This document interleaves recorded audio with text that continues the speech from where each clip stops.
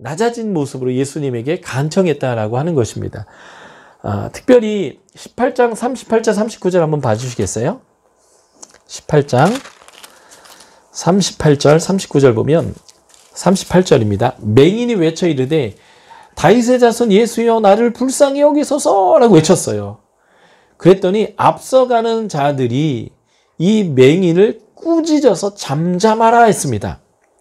여기서 이 꾸짖다라는 단어가 에피티마오라는 단어인데, 이 단어가 복음서에서 어떻게 사용되냐면요, 예수님이 사단을 꾸짖었다 할 때 사용되는 단어예요. 그러니까 굉장히 세게 꾸짖은 거예요. 그러니까 이 사람들은 어떻게 생각한 거냐면, 맹인, 눈에 보지 못하는 사람은 죄인이라고 생각했어요. 구약의 축복과 저주 중에 저주는 이들이 불순종의 결과라고 생각했거든요. 그러니까 지금 눈먼 상태는 저주의 상황이라고 생각한 거예요. 그러니까 너는 죄인이라는 거죠. 의인인 예수님이 지나가시는데 죄인이 어디서 소리 지르고 시끄럽게 하냐? 너 조용 안 해, 이 죄인 놈의 시끼야? 하면서 이렇게 막 혼낸 거예요. 그러면 주눅이 들만 하잖아요. 그런데 39절 보면 그가 더욱 크게 소리 질러 다윗의 자손이여 나를 불쌍히 여기소서 했다는 거예요. 이게 바로 믿음의 모습이에요. 간절하게 그 자신을 구원을 요청하는 거죠. 그리고 치유를 받았을 때에 예수를 따랐습니다. 이 문둥병자는 치유받은 데에 예수님에게 돌아와서 엎드려서 살해했어요. 그리고 하나님께 영광을 돌렸다는 거죠. 그러니까 낮은 자의 모습은 뭐냐면 하나님의 나라는 겸손하게 자신을 낮추는 자에게 열리는 거예요. 이게 믿음입니다. 어떤 일을 행하고 이거는 무익한 종이 한 것뿐입니다. 제가 영광을 얻을 일이 아니지요. 칭찬을 얻을 일이 아니지요. 라고 하는 것처럼 자신의 상황에서 하나님께 간절히 자신을 낮춰가지고 구원 얻고 구원 얻었을 때 하나님께 온전히 영광을 돌리는 이런 내용들. 이게 바로 믿음이다 라고 하는 것입니다. 교회에서 많은 일들을 하는 사람이 이 믿음이 없어요. 칭찬 들으려고 합니다. 영광 얻으려고 해요. 그리고 그렇게 많은 일을 하고 칭찬 들을 만한 객관적인 근거가 있음에도 불구하고 목사님한테 칭찬을 못 들고 별로 아무것도 안 한 사람이 칭찬을 들으면 열이 받아가지고 그거 가지고 싸우거나 또 교회를 떠납니다. 믿음은 뭐냐면 칭찬 들으려고 하는 것이 아니고 낮아지는 모습이에요. 또 17장 20에서 37절과 19장 10에서 27절 보면 하나님의 때에, 하나님 나라가 임할 때에 낮은 자의 모습으로 그 재림을 준비하는 것, 이것이 바로 또 믿음입니다. 자, 이게 하나님의 나라의 때라는 표현으로 이런 거죠. 인자의 날, 인자도 자기 날에, 인자의 때에, 인자가 나타난 날에, 이게 예수님의 재림 때거든요. 이것을 19장 10에서 27절은 왕위를 받아 돌아오는 날에 해가지고 예수님이 왕권을 가지고 심판주로 오실 때를 이제 표현하는 건데, 이때 질문이 있어요. 하나님 나라가 어느 때 임합니까? 어디에 오십니까? 또는 하나님 나라가 당장에 나타날 줄로 생각하더라 라는 거죠. 그때에 하나님 나라가 어느 때에 어디에 임합니까? 라고 하는 질문에 대한 대답이 17장 21절에 나옵니다. 같이 한번 읽어볼까요? 17장 21절입니다. 20절이 그 질문이 임하는 건데 20절 후반부터 예수님의 대답에 대해서 우리가 한번 읽어볼게요. 17장 20절 후반부입니다. 묵건을부터 시작. 묵건을 예수께서 대답하여 이르시되 하나님의 나라는 볼 수 있게 임하는 것이 아니요 또 여기 있다 저기 있다도 못하리니 하나님의 나라는 너희 안에 있느니라. 이 너희 안에 할 때 영어로 in이 사용되지 않고요. among이 사용됐어요. 안에 있는 게 아니고요. 너희 안에 있다고요. 아주 중요한 거예요. 하나님 나라는 지금 현재적으로 우리 가운데 하나님 나라가 임한다 라는 것을 보여주는 내용입니다. 그리고 여기에서 하나님 나라가 당장에 임할 줄 알았다고 얘기하니까 하나님이 아니다. 지금 임하는 게 아니라 하나님 나라가 임하도록 너희가 일해야 되는데 그게 바로 문화의 비유예요. 달란트 비유와 문화 비유의 차이는 달란트는 5, 2, 1을 줬다면 문화는 모든 사람에게 동일하게 줬어요. 그 마지막 때에 하나님이 주신 그 달란트나 문화를 사용해서 다른 사람을 섬기는 삶이 있잖아요. 그 삶이 지금 우리 가운데 하나님의 나라가 임하는 거예요. 하나님 나라는 공평한 사회, 해함도 상함도 없는 사회, 그런 사회잖아요. 그러니까 그 하나님의 나라를 지금 우리 가운데 실현해 보는 거. 이게 바로 우리가 구원을 경험하는 과정입니다. 좁은 문으로 들어가서 사람들에게 우리 것을 나누고 베푸는 거예요. 세상을 우리가 구원하라는 얘기가 아니에요. 세상 모든 가난한 사람 먹이라는 얘기가 아니고요. 내가 가진 것의 일부를요, 하는 겁니다. 내가 구제의 대상이 될 정도로 구제하라는 얘기가 아니고요.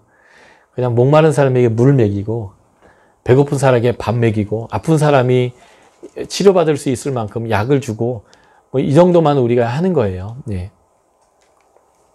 그래서 하나님 나라의 특징은 뭘까? 볼 수 있게 임하는 것이 아니라 장소로 임하는 것도 아니에요. 여기 있다, 저기 있다 하는 것도 아니고요.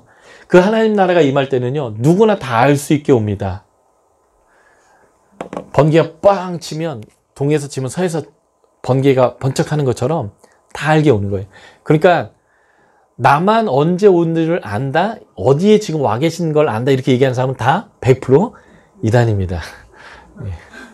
아무도 모르게 와요. 근데 오면 언지는 다 알게 옵니다. 이게 하나님 나라의 아주 중요한 특징이고요. 그때에 오면 심판을 받을 것인데, 문제는 심판이 있는데 그때에 하나님 나라를 준비할 줄 모르고 먹고 마시고 장가들고 시집가고 사고 팔고 집을 짓고 준비하지 않는다는 거예요. 이게 아주 중요한 마지막 때인데, 그래서 우리는 어떻게 해야 돼요? 준비해야 된다는 겁니다. 우리 가운데 임하는 하나님의 나라를 경험하면서 준비해야 됩니다. 예. 그래서 그 왕으로 오실 때 우리에게 사명을 주는데, 그 문화를 사용해서 충성되이 사는 것, 이것이 바로 마지막 때에 하나님 나라를 준비하는 우리의 모습이라는 것이죠. 예. 그래서 재림을 준비하는 낮은 자의 모습이 믿음이다 라고 하는 것이 바로 이제 하나님 나라의 모습이에요. 그러니까 하나님 나라의 가치대로 살아가는 거, 이게 마지막 때를 준비하는 모습이기도 하고, 그게 겸손의 모습이다라는 게 이제 이 누가복음의 일관된 모습이에요. 9장 51절부터 19장까지 다 다른 얘기하는 것 같고, 다 다른 사건 얘기하는 것 같지만, 하나님의 나라가 오고 있는데 그 나라를 어떻게 수용할 것인가, 그것을 설명하고 있고, 그것의 아주 중요한 부분이 우리의 재정과 깊은 연관이 있다는 것입니다. 자, 18장에 보면 믿음을 얘기하고 있는데, 낭망하지 않고 부르짖는 기도요. 아까 저희 기도에 대한 3가지 배웠잖아요. 그 중에 2번째가 뭐였어요? 강청하는 기도. 3번째가 기도 응답을 확신하는 기도. 여기 그 기도가 또 한 번 나오는 거예요. 이 불의한 재판관에게 강청하고 반드시 들어달라고 했던 이 과부의 모습처럼, 수업을 끝내라는 이제 알람이 울렸는데요. 이 가장 낮은 자의 모습처럼 하라는 거예요. 그러면 이 불의한 재판관도 들어줬는데, 우리 하나님은 그가 부르짖는 택하신 자에게 속히 그 원한을 풀어주시는 하나님이기 때문에, 그런 하나님을 믿고 그 기도를 하는 것, 이게 바로 믿음의 모습이다. 전체적으로 낮은 자의 모습이에요. 18장 9에서 14절 믿음이 또 낮은 자의 모습인데, 바로 이 세리와 같은 모습입니다. 바리새인은 높은 자의 모습이에요. 자기를 의롭다고 믿고 다른 사람을 멸시합니다. 그래서 옆에 있는 세리를 보면서 토색, 불의, 간음하는 자와 같지 않고 세리와 같지 않은 거에 대해서 감사하고, 자기가 금식과 11조 한다라고 얘기합니다. 금식과 11조를 해도 이런 모습을 보이면 이건 아무 의미가 없는 경건의 모양이 되는 거죠. 그런데 이 세리는 멀리 서서 하늘을 우러러보지도 못하고 가슴을 치면서 저는 불쌍히 여기십시오, 저는 죄인입니다라고 낮은 자의 모습을 딱 취했잖아요. 그랬더니 이 사람이 바로 의롭다라고 주님이 얘기했다는 거예요. 이게 바로 진정한 믿음이다라고 얘기하는 거죠. 자, 18장 15에서 17절 믿음은 어린아이와 같은 자의 모습이다라고 얘기하고 있습니다. 18장 15절 보면 사람들이 예수님의 만져주심을 바라고 어린아이를 데리고 왔는데 제자들이 또 꾸짖었어요. 마치 아까 여리고의 그 소경이 도와달라고 하는데 꾸짖은 것처럼 말이에요. 왜 자꾸 꾸짖냐고요. 잘 왔다 잘 왔다 해줘야 되는데 강자의 모습이 뭐냐면 자꾸 꾸짖어요. 예, 그러지 말라고. 그런데 예수님 뭐라고 하냐면 이 어린아이와 같은 자들에게 천국이 주어진다는 거예요. 어린아이와 같아야 천국에 들어간다는 거죠. 꾸짖어도 찍소리 못하는 게 어린아이잖아요. 이 낮아진 모습이요. 이 어린아이와 같은 모습이 바로 천국을 소유하는 자의 모습이다라는 것입니다. 자, 18장 18절에서 30절을 볼까요? 여기 또 질문을 하네요. 어떤 관원이 왔는데 이 관원이 돈이 좀 많은 관원이에요. 어떻게 하여야 영생을 얻으리까? 라고 얘기합니다. 그때 하나님이 두 개로 대답하지 않고 하나로 대답한다면 뭘로 대답한다고 제가 말씀드렸어요? 10계명의 제 5계명부터 10번째 계명을 말씀드린다고 했잖아요. 그래서 예수님이 그렇게 얘기하는 거예요. 10절에 보면 간음하지 마라, 살인하지 마라, 도둑질하지 마라, 거짓 증언하지 마라, 내 부모를 공경하라 하였다. 이렇게 하면 돼 라고 예수님이 답을 줬습니다. 그랬더니 이 친구가 저는 다 했는데요 라고 했습니다. 그랬더니 예수님이 이 사람에게 하나의 부족한 게 있어 보였어요. 그게 뭐냐면 부자인데 너 가진 거 다 팔아서 가난한 자의 주이고 나를 따르라. 이거는 마치 12사도처럼 대우하는 거예요. 아, 얘가 너무 마음에 든 거예요. 날 따르라 했어요. 그때 제자들은 어떻게 했어요? 그물과 배를 버리고 가족을 버리고 쫓았잖아요. 그런데 이 친구는 어떻게 했습니까? 큰 부자임으로 23절에 이 말씀을 듣고 심히 근심했다라고 얘기합니다. 예. 하나님 나라에 들어가기 어려운 거예요. 하나님 나라의 특징은 하나님 나라를 위하여 소유, 집, 아내, 형제, 부모, 자녀를 버린 자가 이것을 가질 수 있다는 겁니다. 이 메시지를 가지고 예수 믿으니까 재산 다 팔아가고 교회 바쳐라 이런 의미 메시지가 여기 없어요. 예, 그럴 필요 없습니다. 그렇게 목사님이 요구하시면 그게 빨리 나와서 건강한 교회 가서 신앙생활 하셔야 됩니다. 예, 이런 메시지가 신약에 있지는 않아요. 그러나 굳이 하나님의 나라의 가치와 지금 내가 갖고 있는 소유의 가치를 먹인다면 어떤 게 더 가치 있다는 얘기예요? 하나님 나라에 더 가치 있다는 거예요. 그래서 하나님 나라의 가치를 수용하기 위해서 우리가 우리의 것들을 흘려보낼 수 있는 삶을 얘기하는 것이 메시지일 뿐입니다. 자, 마지막 19장 1에서 10절입니다. 믿음이 무엇이냐? 하나님 나라를 위한 소유의 폭이 낮은 자의 모습이라는 거예요. 이것은 더 설명할 필요 없는 삭개오 얘기입니다. 이 삭개오가 어떻게 했는가? 구원을 받고 싶었어요. 다시 말해서 예수님 보고 싶었어요. 예수님 알고 싶었어요.